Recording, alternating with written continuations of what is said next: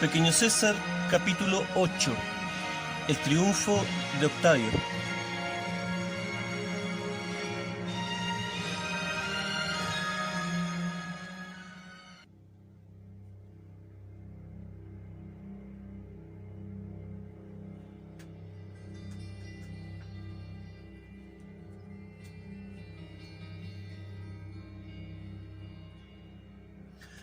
Durante la celebración de nuestra victoria, Barsanes nos hizo a un lado. Desfiló frente a sus tropas sobre su caballo usando su estúpido casco con antena en forma de rama. Luego de arengar a la tropa en una forma en que solo se dio importancia a sí mismo, ordenó purgar a los prisioneros y obligó a la gente de Bagastana a presenciar las ejecuciones. Pero aún así no obtuvo el entusiasmo ni la cantidad de público que él esperaba. La mayor parte de los pobladores estaban atareados sepultando familiares y preparando lugares para pasar la noche o consiguiendo algo de comer, ya que las fuerzas de Gotarses habían quemado las casas y los graneros. Sin duda el resto del invierno sería difícil de sobrellevar para esta pobre gente. En el campo de batalla el paisaje no tenía mejor aspecto. Auxiliares se encargaban de arrastrar cuerpos de hombres y animales hasta una fosa común. Barsanes no permitió que la carne de los caballos muertos fuera aprovechada. Tampoco permitió el consumo de vino entre las tropas, al menos hasta que el castigo sobre los prisioneros terminara. Se trataba de unos 200 hombres a los cuales no se les dio la oportunidad de unirse a nuestras filas a cambio de sus vidas, como lo aconsejé. En vez de eso, fueron puestos en fila de rodillas a merced del verdugo, el cual era el propio elefante que Gotarses había usado como montura. Como dije, este regalo de Tiridates no estaba entrenado como animal de batalla, sino como torturador y matarife de humanos. Un auxiliar venía con él tirándolo de una amarra como si de un caballo se tratara. El animal avanzaba mansamente.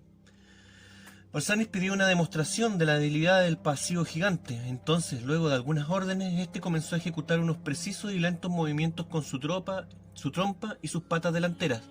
Era como si el animal sostuviera y manipulara un objeto imaginario. Barsanes sonreía y comentaba alegremente con sus oficiales, apuntando al tarado animal que repetía una y otra vez los mismos movimientos. Después de un rato, Barsanes dio la orden de hacer avanzar al primer prisionero. Lo pusieron de rodillas delante del elefante y éste posó tranquilamente una de sus patas sobre el hombre, reduciéndolo poco a poco, pero no lo aplastó, solo lo inmovilizó. Luego, con su trompa, fue rompiendo y desmembrando al desdichado. El animal simplemente repetía los finos movimientos que le habían enseñado. Una vez que el cuerpo del cautivo no tenía más rigidez que la de una muñeca de lana, el elefante lo pateaba en el suelo, haciéndolo rodar y quedar en posición en que los brazos y las piernas fracturadas apuntaban en distintas direcciones. Esta agonía no terminaba hasta que uno de los oficiales no lo ordenaba.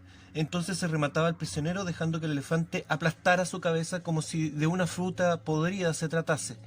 Uno a uno todos los prisioneros fueron sometidos al mismo inhumano tratamiento. La tarea tomó todo el día y parte de la noche.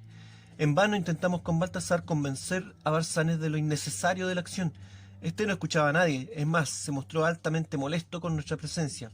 Más aún cuando le recordé que la victoria no se habría conseguido sin nuestro aporte en ideas y sobre todo en oro. El noble parto perdió la paciencia y nos corrió de su bizarro triunfo. Finalmente el último de los prisioneros fue el propio Gotarses, al cual Barsanes dejó para el final, obligándolo a presenciar la muerte de sus hombres. Pero para él, el cruel Barsanes tenía preparada una ejecución mucho más ejemplar. Imposibilitados de hablar directamente con Barsanes, le pedimos a Bajadir que intercediera por la vida del general de Ecbatana. Le pedimos que le explicara que la lucha aún no había terminado y que las fuerzas de la ciudad vecina pronto se reagruparían y prepararían una nueva ofensiva. Entonces Gotarses serviría como moneda de negociación con los nobles de la capital. Pero todo fue en vano. Barsanes no entraba en razón, para él solo era importante enviar un mensaje de fuerza y crueldad para su tropa y todos los que vieran. Una vez que el último soldado fue ejecutado, el elefante de Gotarses fue sacrificado y su cuerpo abierto en canal. También extrajeron todos sus órganos internos. Luego de esto, trajeron a Gotarses, lo desnudaron y lo obligaron a beber leche agria. Después lo introdujeron atado dentro del cadáver del animal, al que luego cosieron para que quedara cerrado con Gotarses dentro. Abrieron un poco el ano del elefante y por ahí sacaron la cabeza del noble parto para que pudiera respirar y lo dejaron para que su cuerpo se fuera pudriendo poco a poco junto con el cuerpo del animal. La leche agria provocó diarrea en Gotarses. Esto se supone que atraería parásitos y moscas, los que pondrían sus huevos en el pobre prisionero. La muerte para este infeliz tardaría un par de semanas en llegar. En todo ese tiempo la tortura infligida a este hombre quedaría como ejemplo para todos los que quisieran traicionar a Barsanes. Gotarses quedó bajo el cuidado de guardias escitas. Estos se encargarían de que nadie se le acercara más de la cuenta. Además lo mantendrían con vida el tiempo necesario, dándole un poco de agua y comida todos los días. Las siguientes jornadas Barsanes no solo nos mantuvo fuera de las reuniones de oficiales, sino que además nos acosaba y nos ponía obstáculos para que cometiéramos la imprudencia de ser irrespetuosos con él, y así tener la excusa de apresarnos. Para nuestra suerte contábamos con la simpatía no solo de hombres azules, sino que además de los leales a Bajadir y también de los escitas, quienes no olvidaban que habíamos sido portadores del presagio de victoria del dios Tyr y que gracias a eso habíamos salido victoriosos en batalla. Además, todos reconocían el acierto de haber usado abrojos en contra del enemigo, sin mencionar que nosotros aportábamos los recursos que mantenían a la tropa bien pertrechada. En definitiva, en voz baja todos decían que Baltasar y yo éramos los verdaderos líderes de la batalla. Esto enfurecía aún más a Barsanes, quien por el momento no tenía otra opción más que la de morder su ira.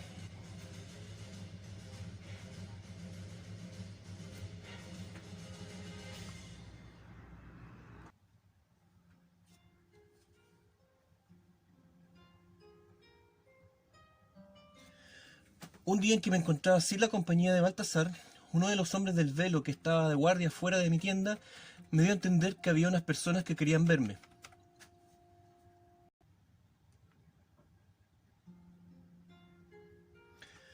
Los hice pasar. Se trataba de un par de princesitas medas, actuales kurdos.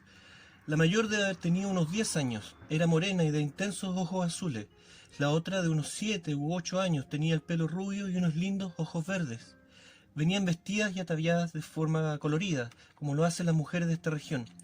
Además llevaban elaborados tocados de monedas en su cabeza y su cuello.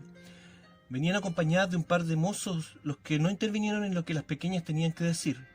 La mayor se presentó por ambas, haciendo una delicada y respetuosa reverencia, me dijo en perfecto griego que eran las hijas de Gotarses, y venían a suplicar por el derecho de una muerte decorosa para su padre. Las niñas habían tenido un peligroso y sufrido viaje. Aún así, la dignidad en ellas era tan grande que no pude negarme a lo que pedían. Simplemente asentí con la cabeza y busqué lo necesario para complacerlas. Caminé con ellas fuera del campamento y las conduje hasta donde Gotarse agonizaba. Este estaba a los pies de una suave loma. Sobre esta se encontraba la guardia escita. Solo hasta allí se podía avanzar. Las niñas iban detrás mío. Llevaban recipientes muy adornados en sus manos. Cuando los guardias nos vieron, nos cerraron el paso. Los soborné con algo de oro y dándoles a entender que solo las niñas bajarían hasta el prisionero. Las pequeñas descendieron calmadamente y llegaron hasta el desdichado. El mal olor era intenso incluso donde yo me encontraba, pero ellas no demostraron ningún gesto de aversión. Gotarse mantenía su cabeza gacha. Cuando escuchó que alguien se acercaba, la levantó y al ver a las pequeñas comenzó a rogarles en su idioma que se fueran. Estas no le hicieron caso y prosiguieron con su tarea. El rostro de Gotarses tenía múltiples heridas provocadas por la mordedura de unos perros que lo habían acosado durante la noche. Solo la intervención de los escitas lo habían salvado. Ahora solo sus ojos azules recordaban en algo quién había sido. Su hija menor le acarició la cabeza, mientras que la otra abrió el recipiente que traía. Entonces el hombre comprendió a qué venían y dejó de lamentarse. La hija mayor le dio a beber opio puro de un frasco. Los ojos del hombre se fueron apacentando y éste se despidió diciéndole un par de palabras incomprensibles. Luego dejó caer su cabeza. Entonces la menor la levantó y la sostuvo entre sus manitas, mientras la mayor se la vendó delicadamente con blancos trapos.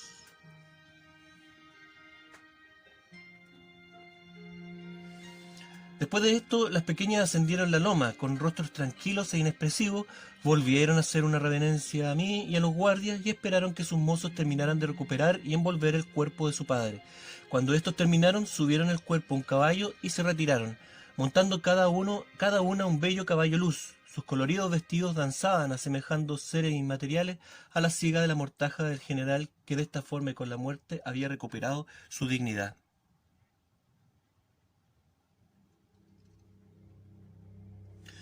Los guardias escitas, al contemplar lo ocurrido, me obligaron a pagarles el doble de lo que les había dado. Luego se dieron a la fuga y no volví a saber de ellos.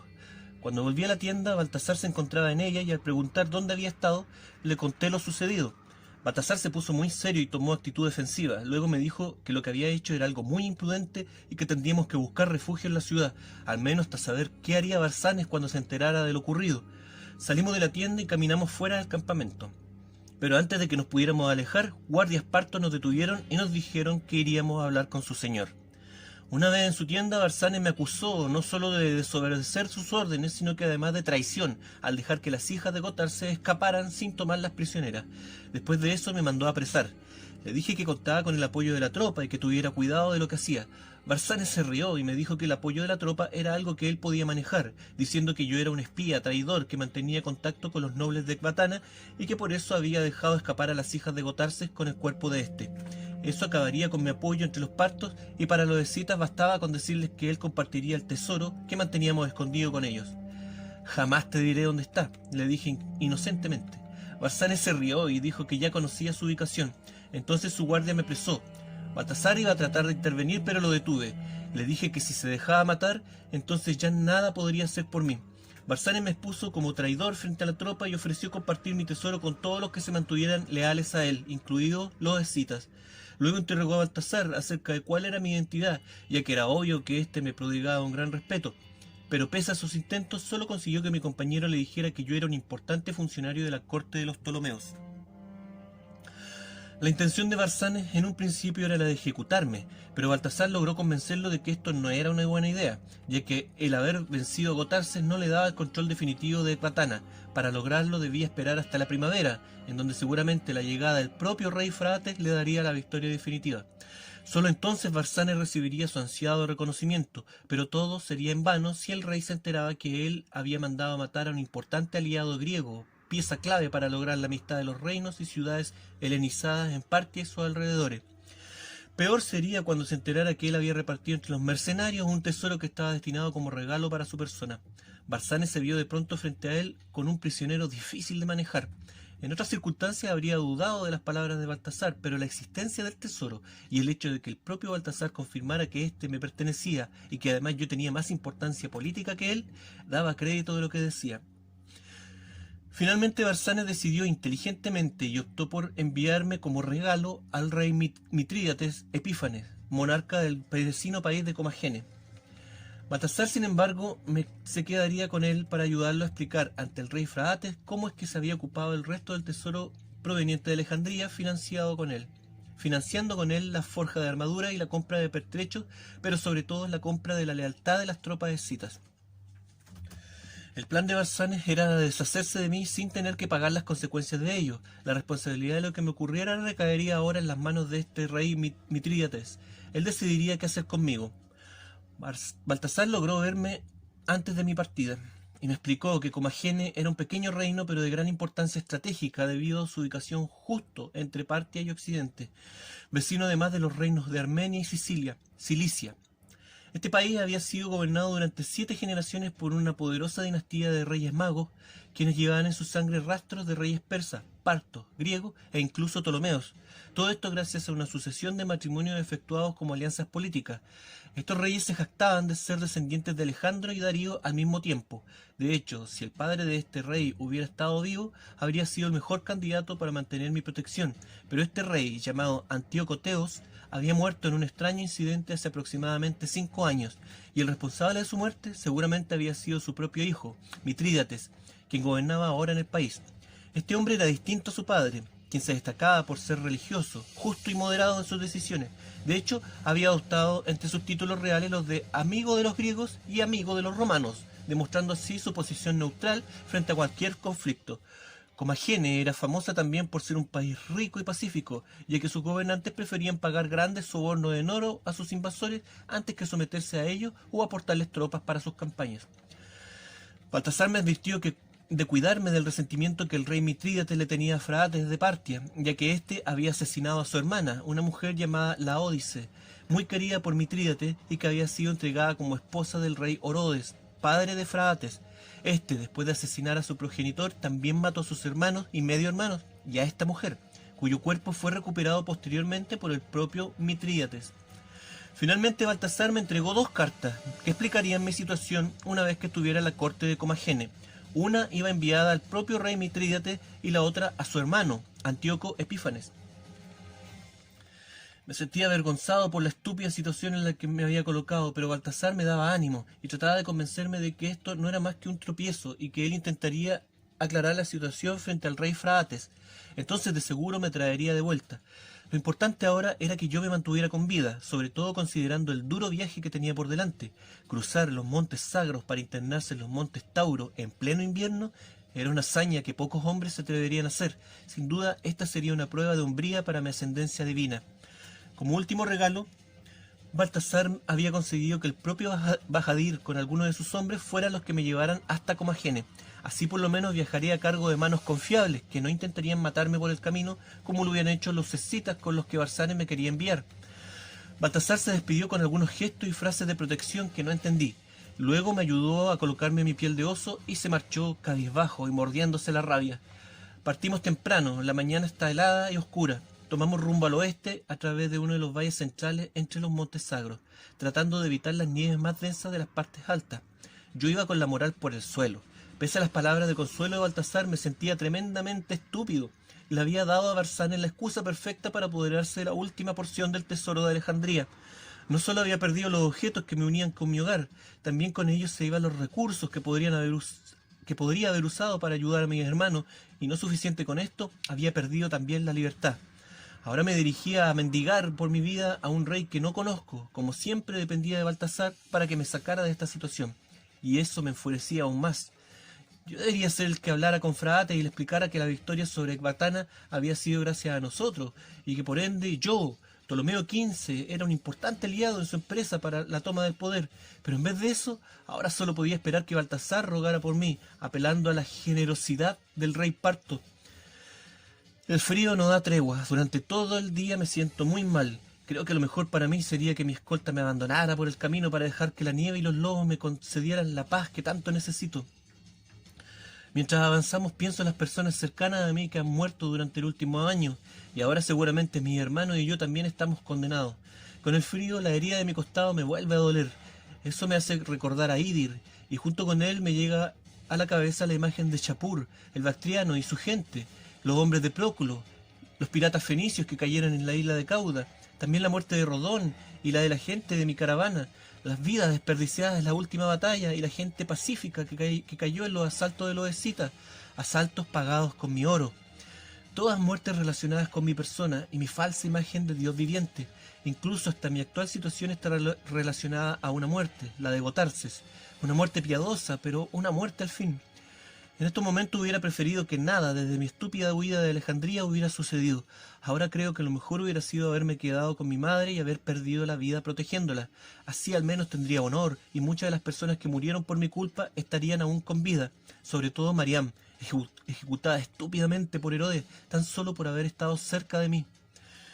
Uno de los hombres de Bajadir comienza a cantar. Lo hace en un idioma distinto al parto. La verdad es que ninguno de los 6 hombres que me acompañan tiene ascendencia parta. Todos pertenecen a tribus nómadas de la región, más relacionado con los medos, kurdos, que con los partos.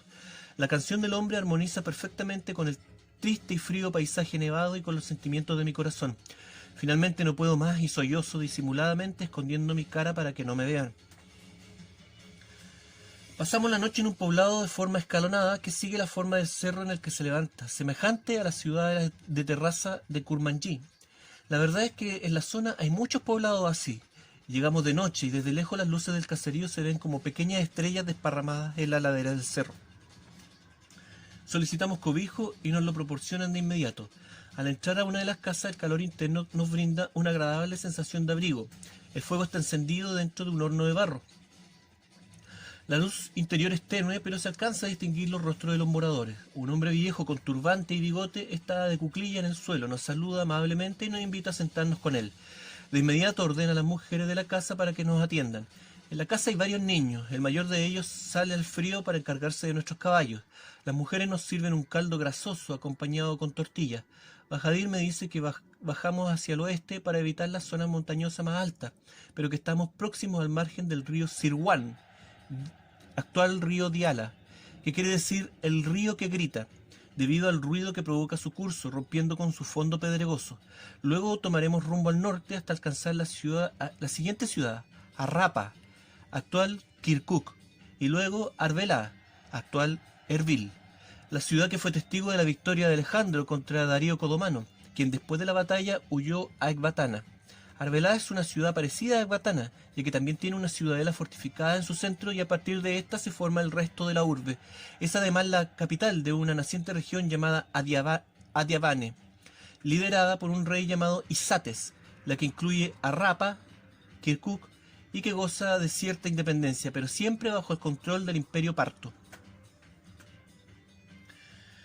Bajadir me relató que sus antepasados Sagartias resistieron al rey Darío el Grande en esta misma ciudad donde su líder Tritantecmes fue vencido y crucificado.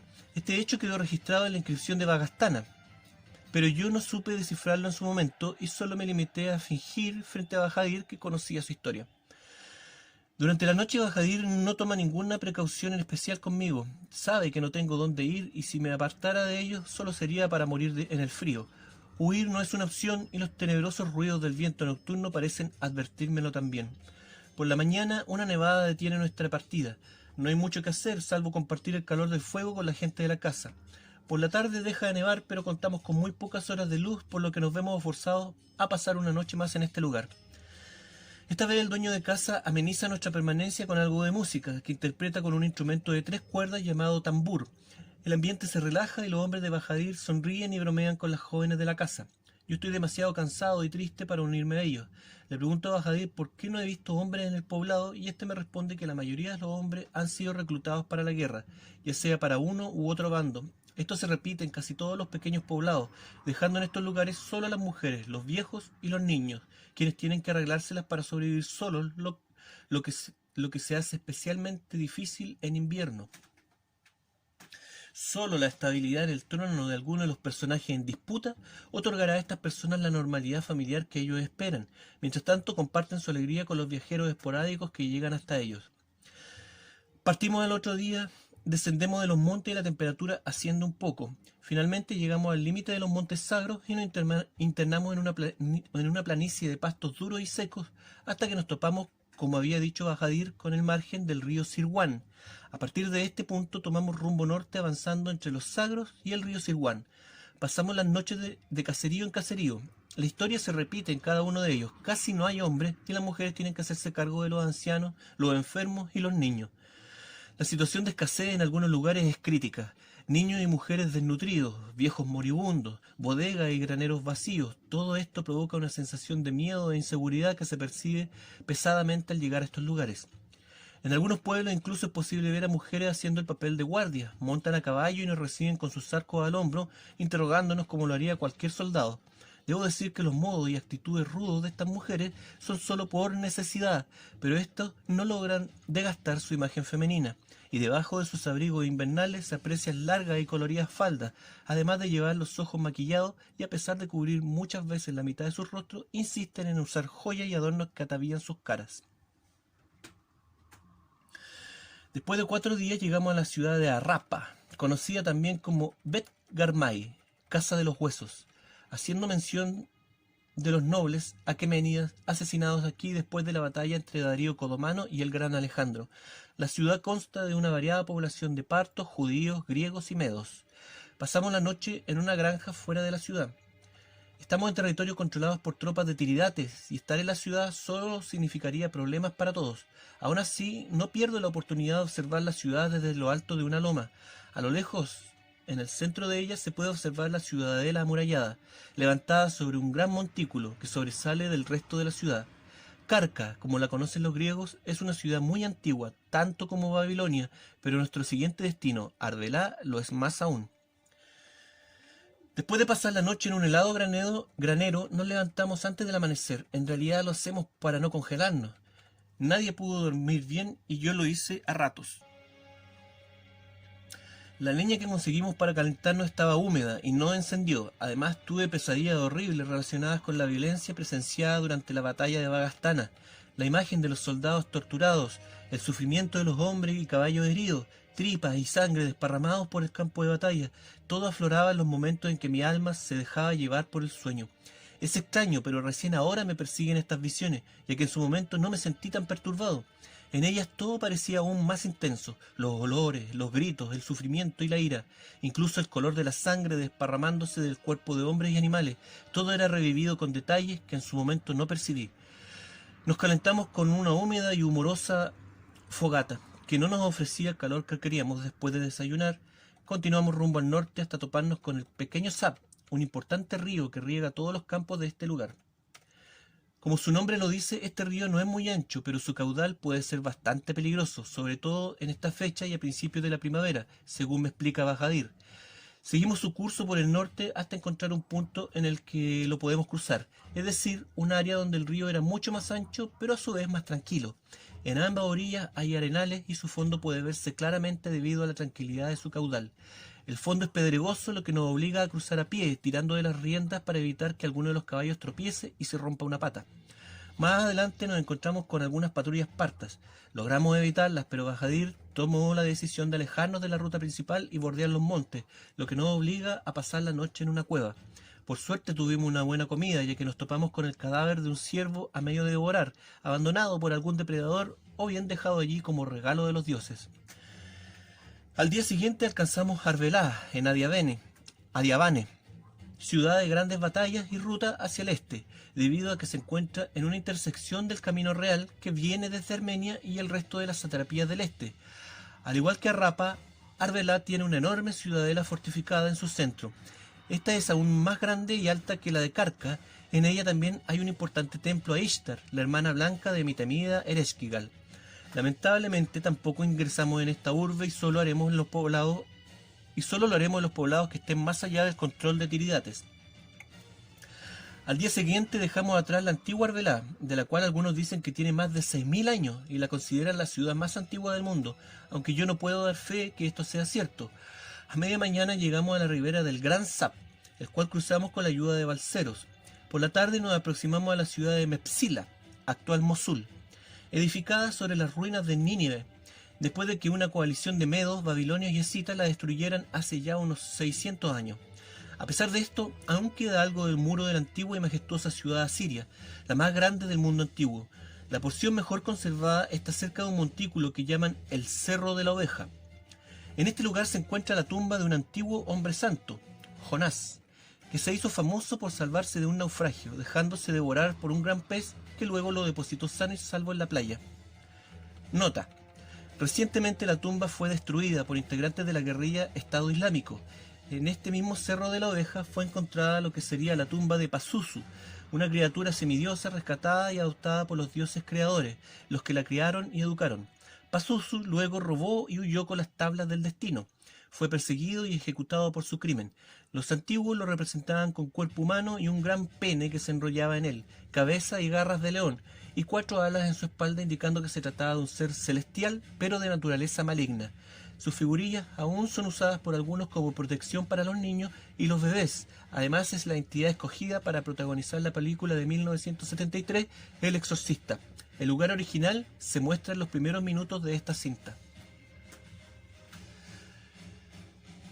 Mepsila queda al borde del río Tigris. Bajadir me dice que nos encontramos a mitad de camino de nuestro destino y que con la mejor de las suertes llegaremos en 10 días a Samosata, la capital de Comagene. Por la noche el viento trajo hasta nosotros las voces de los antiguos dioses sepultados en el desierto. A pesar de escucharlos claramente en mi cabeza, no les presto atención. Ya nada pueden hacerme, las garras de Amón, Ereshkigal y sus esbirros tendrán que buscar otra presa. Ellos ahora son solo susurros en el viento. La voz de Bajadir me distrae y me devuelve a la realidad. Me dice que no esté triste, ya que al menos no me destinaron como regalo para el rey de Armenia, ya que lo más seguro es que este habría cobrado venganza por la muerte de su padre Artabazdes, decapitado por orden de mi madre, después de traicionar a mi padrino en la guerra contra los partos. Bajadir obviamente me comenta esto para demostrarme que conoce mi identidad. Luego se disculpa humildemente por tenerme cautivo y agregó que al menos en Samosata yo tendría la oportunidad de encontrar aliados que me protejan. Lo calmé y le dije que estaba agradecido de él, ya que me había cuidado muy bien en este viaje. En cambio, si Barzani me hubiera enviado con cualquier otro oficial, seguramente yo ya estaría muerto. Al otro día dejamos atrás las planicies desérticas y nos adentramos nuevamente en un sector de altos cerros. Se trataba de la entrada de los montes de Anatolia, que quedan entre los Sagros y los montes Tauro. Pasamos la noche en un caserío levantado en medio de varios cerros de baja altura, pero con una alta pendiente llamado Lalich. El lugar es muy pequeño, no más de una docena de casas, pero según sus pobladores tiene más de 2000 años. Estos se hacen llamar Esiris, actuales Yesidis, que significaría algo así como ser divino o el que está en el camino. Aquí, como en tantos otros lugares, no hay presencia de hombres adultos. Me presentan al patriarca del pueblo, un hombre llamado Adi, que porta el cargo de sheikh, es decir, un dirigente religioso. El viejo, de barba y bigotes blancos, lleva turbante y ropa blanca, cubierto por una chaquetilla negra. Además, se ayuda de una vara para caminar. Me pregunta en griego por mi nombre y le contesto Melek, que es el nombre que uso para ocultar mi identidad. De inmediato ese nombre produce una gran perturbación en el anciano. Me pregunta de dónde vengo y le respondo que soy un viajero de Alejandría. El viejo entonces cae de rodillas y reza algo en su idioma. Luego se levanta, toma mis manos y me pide que lo acompañe. Bajamos el cerro y lo acompaño hasta una orilla, hasta una capilla con techo en forma de cono, como los sombreros de los magos. La puerta de la capilla tiene tallado un pavo real con la cola abierta. Debajo de su cola, 4 flores de loto forman una estrella de 8 puntas. También hay figuras geométricas que pueden ser una forma de escritura que no comprendo. Ingreso con el viejo y este comienza un relato religioso en el que me dice que Dios creó al mundo y que este ahora está al cuidado de los 7 misterios, que vendrían a ser algo así como 7 seres celestiales. El líder de estos seres es el llamado Ángel del Señor, el espíritu del pavo real, Melek Taus, un ser enviado por Dios para protegernos. Este ser, según dijo el viejo, estaba presente cuando un tal Adán, o primer hombre, caminaba por el paraíso, y cuando el rey Nemrod arrojó al patriarca Abraham al fuego. Esto me hizo recordar el horno para sacrificio en el que yo mismo había tropezado y caído cerca del pueblo de Dan.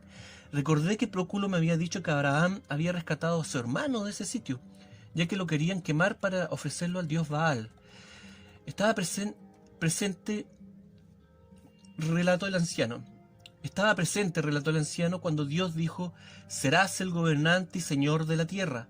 Dios, el compasivo, te dio 7 tierras y el trono del cielo. Luego continuó diciendo que Dios creó primero de su propia luz a Melek Taus y los otros 6 fueron creados después. Dios dio la orden a Melek Taus de no inclinarse ante ningún ser. Después Dios creó a Adán con polvo de la tierra y le dio su aliento de vida y mandó a todos los seres para que lo reverenciaran. Todos lo hicieron excepto Melek Taus. Cuando Dios le preguntó del porqué de su actitud, Melek Taus respondió que Adán solo estaba hecho de polvo, en cambio él de la misma luz de Dios. ¿Cómo puedo entonces someterme a este ser? Dios entonces lo elogió y lo envió junto con los otros 6 seres a la tierra para ser representantes de él en esta. Por eso todos los hombres debemos respetar y recordar la naturaleza sublime de Melek Taus. Esto se llama conocimiento del sublime, porque fuimos hijos de Adán antes que de Eva. Los Esidis creen en lo que ellos llaman el cambio de ropa, es decir, en la metempsicosis o reencarnación, y las más importantes son las que tienen que ver con estos 7 seres santos que ellos adoran y que cada cierto tiempo tomarían forma humana.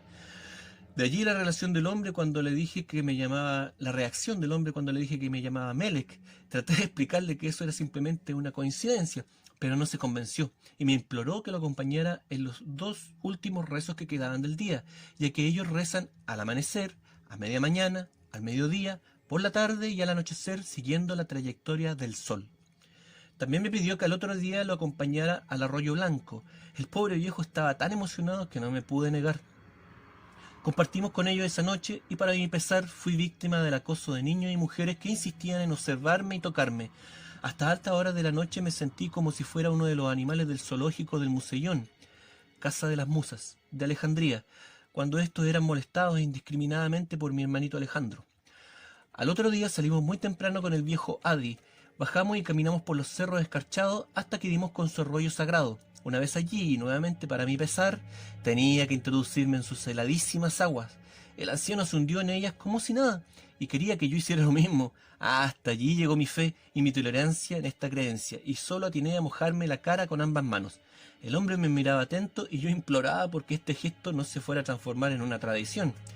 Nos apartamos del arroyo, pero antes el hombre lavó algunas figurillas sagradas en él. Regresamos al caserío y encendimos algunos cirios de la capilla. Con esto el viejo quedó satisfecho y me liberó de su amoroso cautiverio.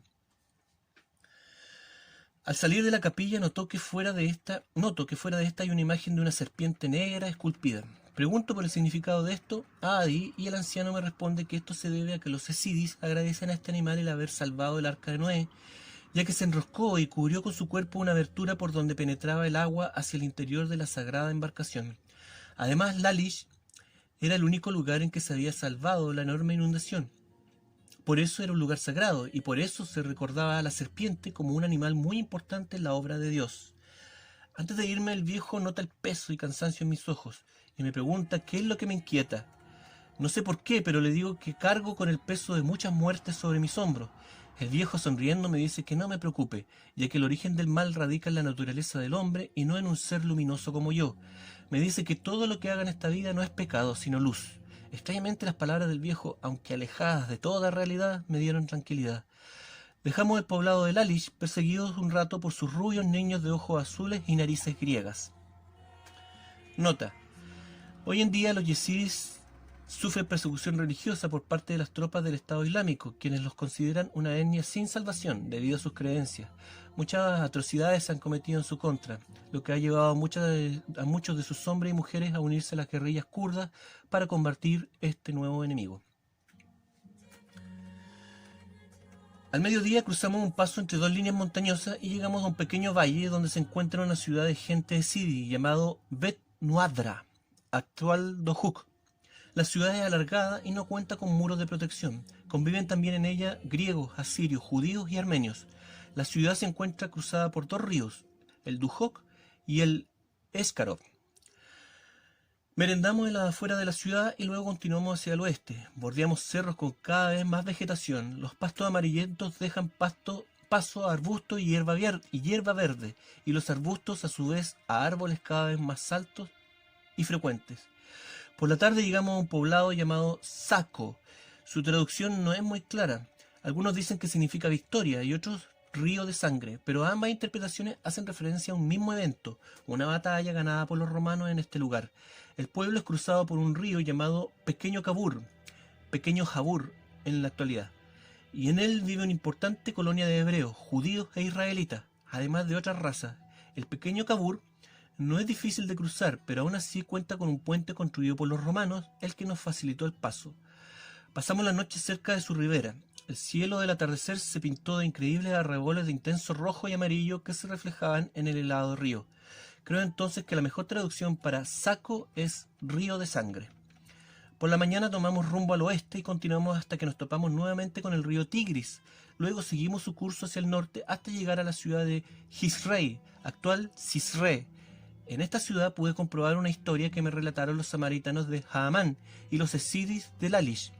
Ellos me hablaron de Noé, un hombre escogido por Dios para mantener la simiente humana y de los animales después de la devastación de un gran diluvio que inundó toda la tierra. Me dijeron que los restos de este hombre se encontraban sepultados en una isla cerca de un monte Judi, en donde su barcaza se había posado después de que bajaron las aguas. La cuestión es que en esta ciudad existe un antiguo templo, actualmente mezquita y mausoleo, construido de piedra y madera que según los pobladores sería de la misma barcaza o arca en cuestión. Este templo sería además el refugio de los restos mortales de Noé. Curiosamente, la traducción para Gisrei sería isla, ya que el río Tigris casi la envuelve por completo, dejando libre solo su entrada oeste. En la leyenda de Noé se dice que Dios habría mandado a este para salvar una pareja de todos los animales de la tierra. Esto es una tontería para cualquiera que lo escuche, pero desde el primer día en que me interné en los Montes Sagros, me llamó la atención la presencia en la región de animales de todo el mundo. Aquí conviven ciervos, lobos, jabalíes, hienas, gacelas, leopardos, leones y tigres. Lo mismo sucede con las aves e incluso los árboles. Los pobladores me dijeron también que en algún lugar del monte Judi había un sitio donde la hierba y los arbustos siempre se mantenían verdes, formando lo que sería el contorno de la inmensa barcaza, tan ancha como medio estadio y tan larga como 4 o 5. Además, un poco apartada de esta marca natural, estarían los cimientos de lo que sería el primer asentamiento humano después del divino diluvio. Esto obviamente me fue imposible de comprobar. La nieve y mi condición de cautivo me impedían ascender libremente a aquel monte, pero sí he escuchado de mucha gente que dice haber estado en el sitio. El resto del viaje hacia Comagene fue lento debido a las inclemencias del tiempo. Seguimos por un tiempo el curso del Tigris, que baja desde el oeste. Descansamos en distintos caseríos, destacando Samra, Midyat y luego de 6 días la ciudad amurallada de Amida, actual Diyarbakir. Esta ciudad tiene un fenomenal muro con grandes torretas construido con piedras negras. Esta vez pudimos entrar en ella ya que estamos fuera del control de las tropas de Tiridates. Bahadir me dice que estamos solo a una jornada de nuestro destino final, la ciudad de Samosata, la capital de Comagene. No puedo evitar sentir temor por lo que me espera. Lo único que cargo conmigo para mi protección son las cartas que Baltasar me entregó para el rey Mitrídates y su hermano Antíoco. Aparte de eso, no tengo nada más que me ayude. Estoy en las manos de esta gente. Ellos pueden reconocer su unión conmigo como miembros de la realeza griega, o bien me pueden ver como una molestia urgente de eliminar. Tal vez me envíen con Octavio, y así usarme como muestra de lealtad de parte de ellos hacia Roma. Sé que el rey Mitrídates y también su padre Antíoco Teos ayudaron a mi padrino en sus campañas contra los partos y armenios, y que incluso el rey Mitrídates se involucró en persona en la batalla de Actium en contra de Octavio. Por eso creo que ahora que Alejandría ha caído, este rey debe estar ansioso por presentar su respeto al joven dictador antes de que éste tome acciones en su contra. Por esta razón, Baltasar prefirió mantener mi identidad en secreto en las cartas que escribió a los hermanos de Comagene. Esta solo debe ser revelada en caso de que el monarca tome alguna acción en mi contra. Dejamos a Amida atrás y recorrimos la última jornada que nos separa de Samosata, la capital fortificada de Comagene.